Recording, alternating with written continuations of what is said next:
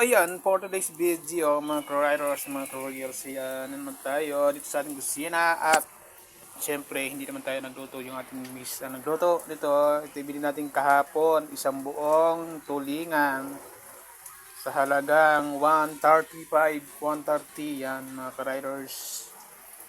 So, bali, dalawang kasing isda binili namin. Papa, nakita daw sa vlog mo. Papatawag ka daw sa iyo. Nakita sa vlog mo? Yan, kapaniwala sa mga hayop na yan. Ha? Ito. Ayaw mo sila makita. At yan na nga mga riders, gata ko na lang yung para mabago-bago naman. At 2 araw na kaming ulam namin ay yung may sibaw na sinigang.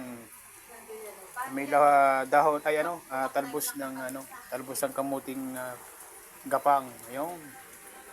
So ayan mga riders, at nabago naman ang ating ating ulam. Ginataang tulingan, diba? Mabago-bago naman ang ating ngayong ulam ngayong gabi.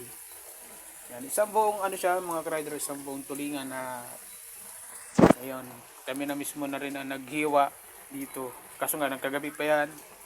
Nilagay lang namin sa freezer kasi nga meron pa kami isang ulam na sinigang. Ayun.